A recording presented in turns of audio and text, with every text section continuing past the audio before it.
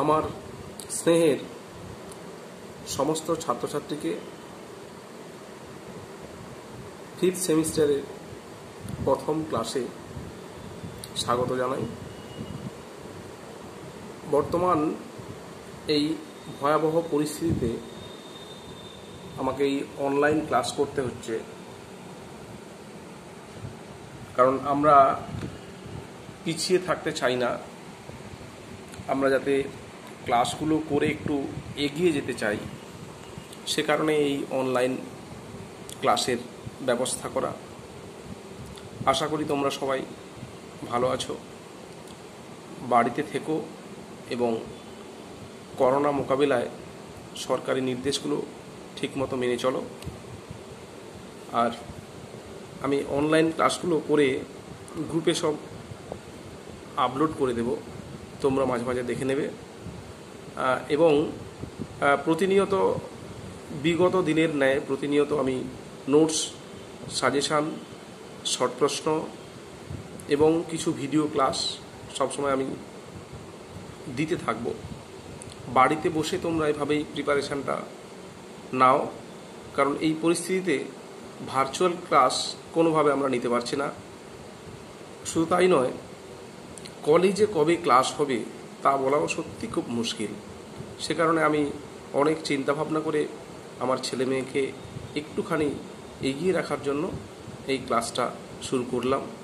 তবে এই প্রযুক্তিতে আমি খুব একটা সড়গড় নই, তবু আমি চেষ্টা করছি তোমাদেরকে সুন্দরভাবে আমার এই ক্লাসটাকে তুলে ধরা। যার যা অসুবিধে হবে তারা কিন্তু আমাকে গ্রুপে কমেন্ট করে জানাবে যে স্যার আমি এই অংশটা বুঝতে পারলাম না, বা এটা কি আরেকবার বলুন। তাহলে আমি তাকে যথাযথ আমি সমাধান করার চেষ্টা করব। আমরা আজকের যে ক্লাসটা করব সেই ক্লাসে কোনো পড়ানো হবে না, শুধু আজকের আমরা পঞ্চম সেমিস্টারে আমরা কি পড়ব, পুরো সিলেবাস, কি বইপত্র আমরা কিনব, কি বিষয়গুলো আমাদেরকে পড়তে হবে, কটা পেপার পড়তে হবে, এসব বিষয়গুলো নিয়ে আজকের একটা ধারণা মোটামুটি দিয়ে দেব। এবং পরে 2-3 দিন পরে যে ক্লাসগুলো হবে একের পর এক, সেখানে আমরা টপিক ওয়াইজ তখন আমরা আলোচনা করব। তাহলে আমরা আজকের যেটা করতে পারি সেটা হচ্ছে, প্রথমে আমরা ল্যাপটপের স্ক্রিনে চলে যাব। এই ল্যাপটপের স্ক্রিনে যাওয়ার পরে আমরা সেখানে কি আছে পুরো বিষয়গুলো আমরা দেখে নেব। চলে যাক আমাদের ল্যাপটপের স্ক্রিনে। প্রথমেই আমরা এই একটা চার্ট আমরা দেখতে পাচ্ছি, সকলেই দেখতে পাচ্ছ আশা করি এই চার্টটা। এইখানে দেখো আমরা পঞ্চম সেমিস্টারে চলে যাব। আমাদের এখানে সেমিস্টার ওয়াইজ একটা চার্ট দেওয়া আছে। পঞ্চম সেমিস্টারে দেখো সিসি অর্থাৎ core course 2TH 2TU 11 and 12, অর্থাৎ আমাদের এখানে কোর কোর্স যেটা দুটো পেপার পড়তে হবে। যেহেতু আমরা সেমিস্টার 4 পর্যন্ত 10টা পেপার পড়ে নিয়েছি অলরেডি, ফিফথ সেমিস্টারে গিয়ে আমাদের দুটো কোর কোর্স পড়তে হবে, একটা 11 আর একটা হচ্ছে 12। এছাড়া আমাদের এখানে আরও দুটো পড়তে হবে। এই দেখো আমি যেখানে কারসারটা রেখেছি, DSC means discipline specific elective. আবারও বলছি আমি, ডিসিপ্লিন স্পেসিফিক ইলেকটিভ, অর্থাৎ দুটো ঐচ্ছিক বিষয় আমাদের পড়তে হবে, সেটাও কিন্তু সেম ভ্যালুয়েশন। অর্থাৎ আমরা এই ফিফথ সেমিস্টারে আমাদের কোনো পাস কোর্সের কোনো পেপার নেই, দুটো অনার্সের পেপার আর দুটো ডিসিপ্লিন স্পেসিফিক ইলেকটিভের সাবজেক্ট, এটাও সমানভাবে গুরুত্বপূর্ণ।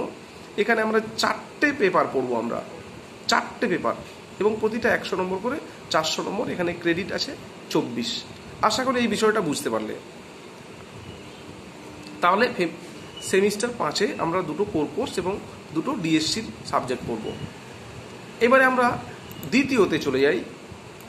দ্বিতীয়তে আমরা যেটা দেখব সেটা হচ্ছে কি আছে কোর কোর্স দুটোয়, কি আছে কোর কোর্স 11 এবং 12-এ কি আছে সেটা আমরা দেখব। কোর কোর্স 11-এ যেটা আছে, কোর কোর্স 11, কোর কোর্স দেখো এই যে 11, সেম 5 লেখা আছে, এখানে আছে history of modern Europe. History of modern Europe, আমি যদি আরও একটুখানি হিস্ট্রি অফ মডার্ন ইউরোপ সাল মেনশন করা আছে 1780 থেকে 1939। দুটো বিষয় এখানে আছে। এই সালগুলো কিন্তু সবসময় একটা করে বিশেষ ঘটনা নির্দেশ করে।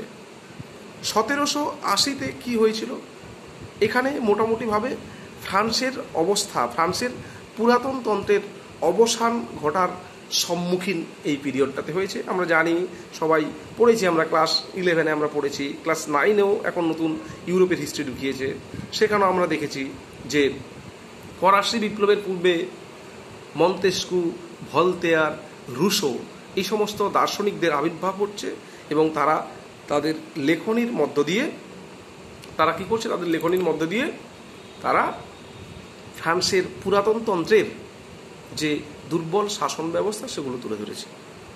তাহলে এই 1780 থেকে এই পিরিয়ডটাতে শুরু হচ্ছে এবং 1939 আমরা জানি সবাই দ্বিতীয় বিশ্বযুদ্ধ শুরু হচ্ছে। দ্বিতীয় বিশ্বযুদ্ধ শুরু হচ্ছে এই পিরিয়ডটাতে। তাহলে পেপার 5-এ আমরা পড়ব কি, আধুনিক ইউরোপের ইতিহাস, যার সালটা হচ্ছে 1780 থেকে 1939 সাল পর্যন্ত। এটুকু আশা করি বুঝতে পারলাম আমরা।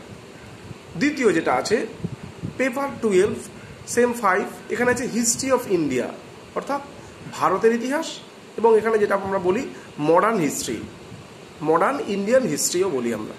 এখানে একটা স্পেসিফিক দেওয়া আছে 1750 থেকে 1857। এই 1750-এর দশকে এখানে কি হচ্ছে, এখানে ইংরেজ ইস্ট ইন্ডিয়ান কোম্পানির ক্ষমতা ধীরে ধীরে বাড়ছে।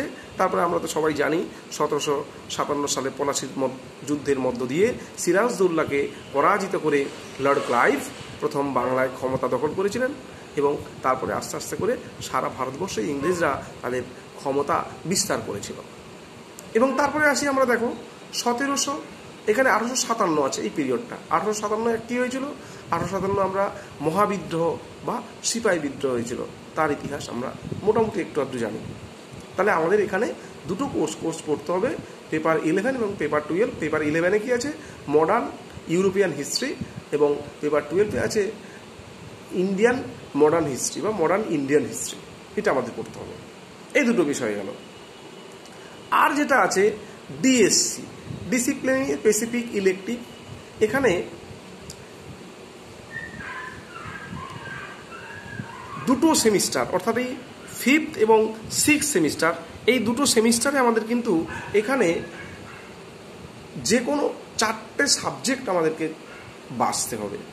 এই দেখো 1, 2, 3, 4, 5, 6, 7, 8, 8খানা সাবজেক্ট আছে।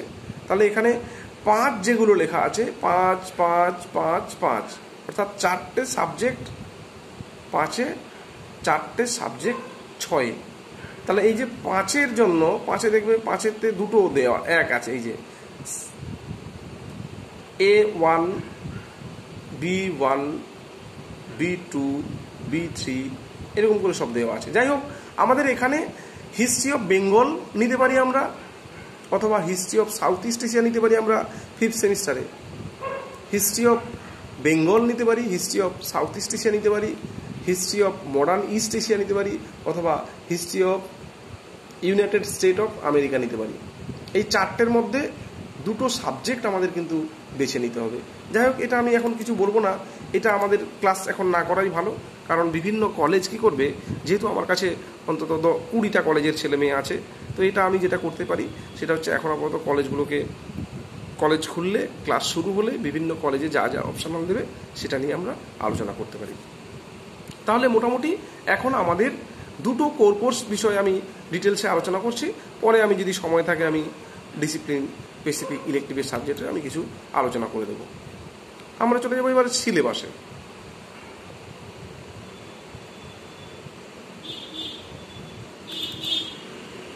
আমরা সিলেবাসে চলে যাই। আমরা কি আছে এই সিলেবাসে, আমি ক্লাস করার পরে গ্রুপে সমস্ত কিছুর PDF দিয়ে দেবো, সমস্ত ডকুমেন্টের, অসুবিধা হবে না।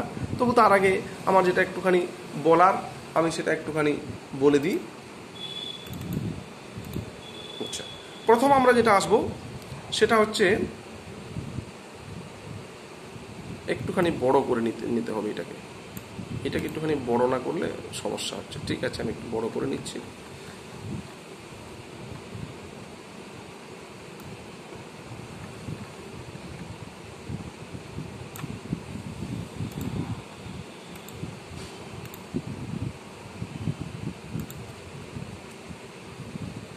চলা যাক, এখানে কটা ইউনিট আছে? 1 2 3 4 5 6খানা ইউনিট আছে। একাদশতম পেপারে আমাদের 6টা ইউনিট আছে। তোমাদের এত কিছু ভাবতে হবে না, একটু সিলেবাসটা বুঝে নিই আমরা, তারপরে আমরা চলে যাব। প্রথম যেটা আছে, the French revolution and its European repercussion. এখানে যেটা দেওয়া আছে সেটা হচ্ছে ফরাসি বিপ্লব এবং তার প্রভাব, মূলত এটাই দেওয়া আছে। এখানে আমরা ক্রাইসিস অফ এনসেন্ট রিজিম, অর্থাৎ ইউরোপের প্রাচীনতম অবস্থা কেমন ছিল, ইন্টেলেকচুয়াল কারেন্টস, অর্থাৎ এই যে আমি এখনই বললাম মন্তেস্কু, ভলতেয়ার, রুশো, এদের উদ্ভব বা আবির্ভাব হচ্ছে সেটা আছে।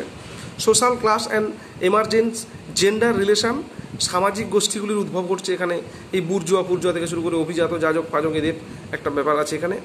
Phase of the French revolution, ফরাসি বিপ্লব যে বিভিন্ন ফেজ বা পর্যায়ে হয়েছিল তার কথা এখানে বর্ণনা করা আছে। Art and culture of French revolution, এখানে ফরাসি বিপ্লবের শিল্প এবং সংস্কৃতিতে তার কি প্রভাব পড়েছিল সেটা আছে।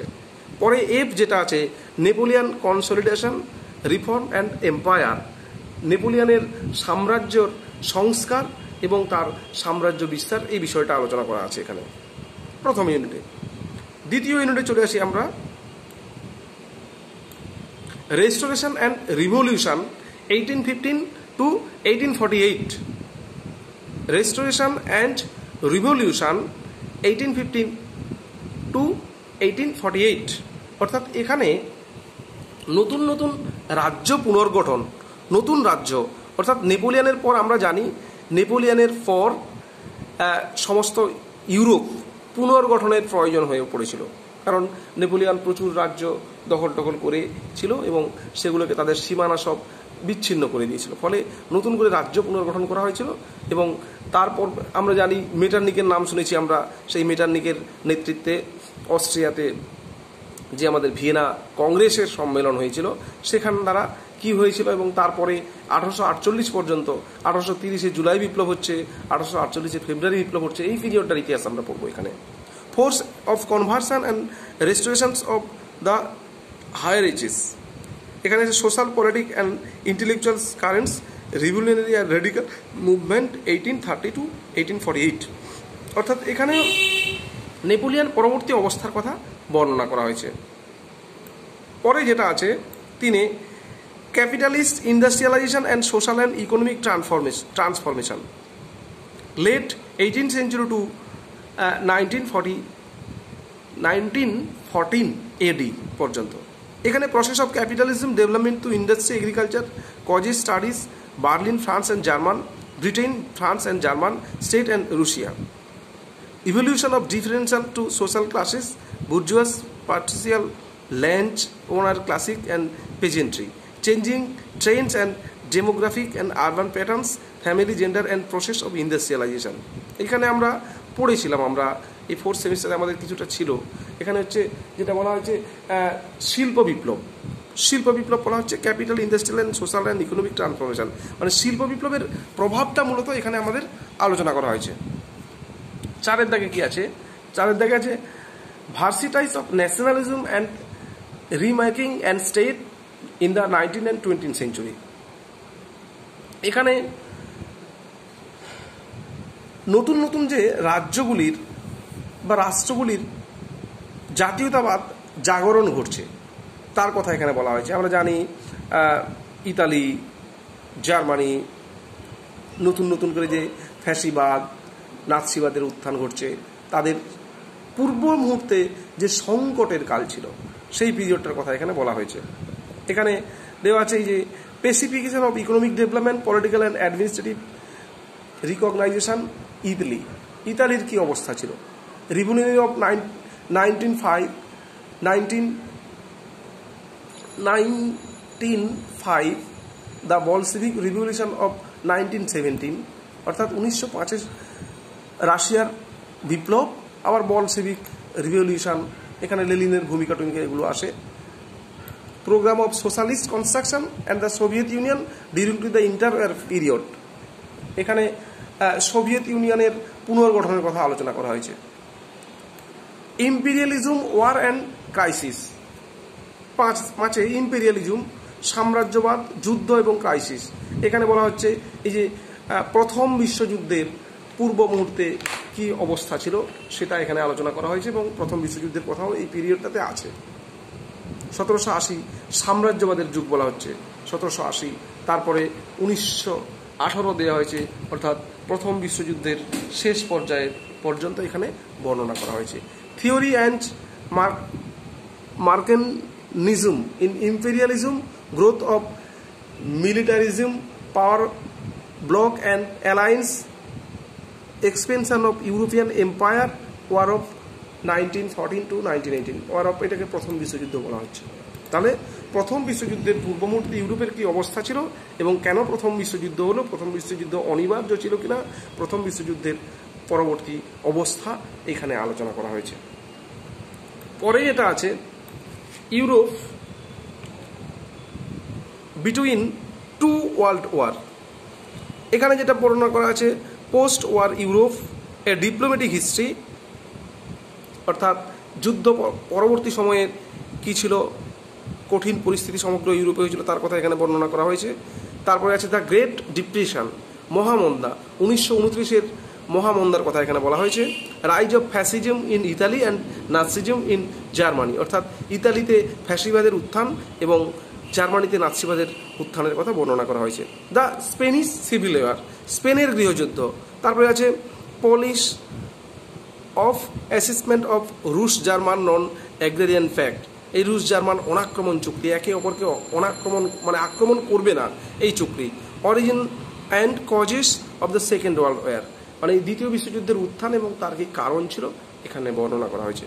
অর্থাৎ মোটামুটিভাবে আমরা যেটা বলতে পারি যে ফরাসি বিপ্লবের পূর্ব মুহূর্ত থেকে শুরু করে দ্বিতীয় বিশ্বযুদ্ধ পর্যন্ত সময় পিরিয়ডের ইতিহাস আমাদের এই একাদশতম পেপারে আমাদের পড়তে হবে।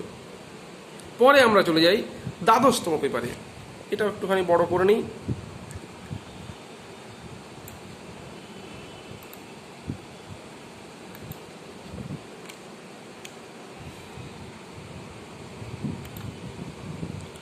দ্বাদশতম পেপারে এখানে যেটা বলা আছে হিস্ট্রি অফ ইন্ডিয়া 1750 to 1857, প্রথমেই যেটা আছে India in the mid 18th century, society, economy, polity. অষ্টাদশ শতকের মাঝামাঝি সময়ে, অর্থাৎ এই 1750-এর দশকের পর যেটা হয়েছে, সামাজিক, অর্থনৈতিক এবং রাজনৈতিক অবস্থা ভারতবর্ষের কেমন ছিল।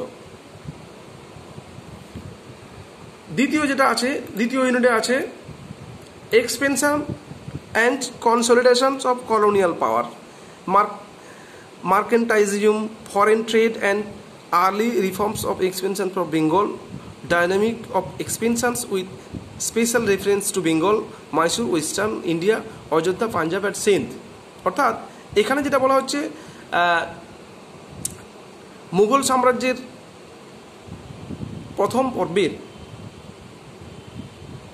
শক্তিশালী শাসনের পর যে আঞ্চলিক শক্তিগুলির উত্থান ঘটেছিল, সেখানে কিভাবে তার সেই আঞ্চলিক শক্তিগুলির উত্থান ঘটছে এবং ধীরে ধীরে কিভাবে ফরেন ট্রেড ইন্ডিয়াতে আসছে তার কথা এখানে বলা হয়েছে। পরে যেটা আছে colonial state and ideology,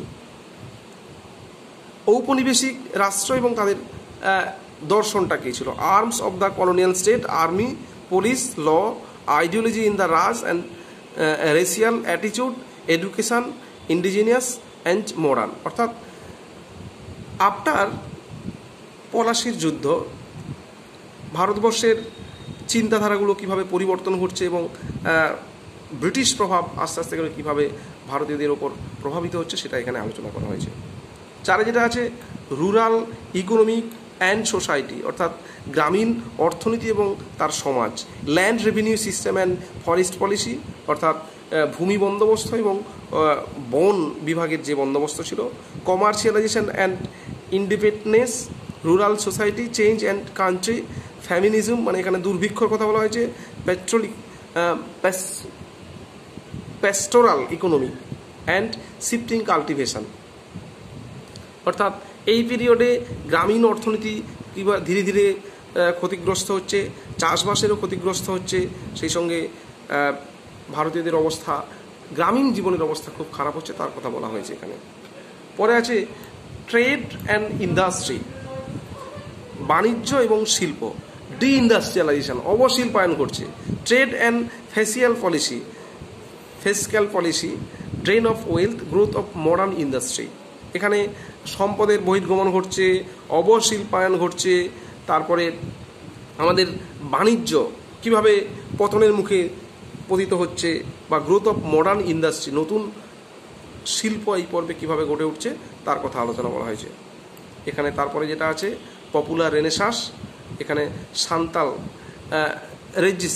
popular resistance মানে এই পর্বে বেশ কিছু গুরুত্বপূর্ণ কৃষক আদিবাসী বিদ্রোহ হয়েছিল তার কথা এখানে বলা হয়েছে। যেমন প্রথমে আছে সান্তাল আপরাইজিং, সাঁওতাল বিদ্রোহ, ইন্ডিগো রিভলিউশন, নীল বিদ্রোহ, পাবনা এগ্রারিয়ান্স লীগ অর্থাৎ পাবনার কৃষক বিদ্রোহ, ডিকেন রায়টস দাক্ষিণাত্যের বিদ্রোহ এবং আপরাইজিং অফ 1857 অর্থাৎ মহাবিদ্রোহের উত্থানের কথা এখানে বলা হয়েছে।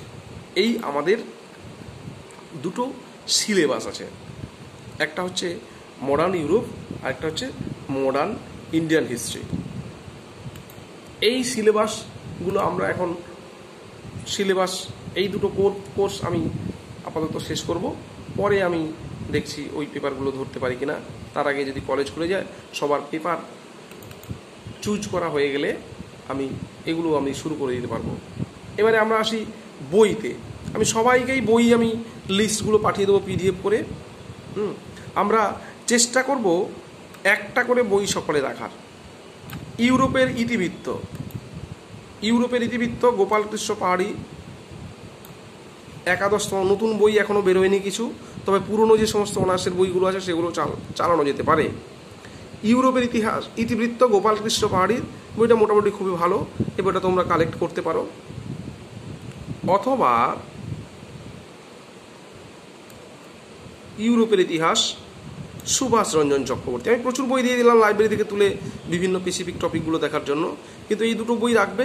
সুবোধ কুমার মুখোপাধ্যায়ের বইটাও খারাপ নয়, এই বইটাও তোমরা রাখতে পারো 11তম পত্রের জন্য। 12তম পত্রের জন্য আমি বইগুলোর ছবি তুলেও পাঠিয়ে দেবো গ্রুপে।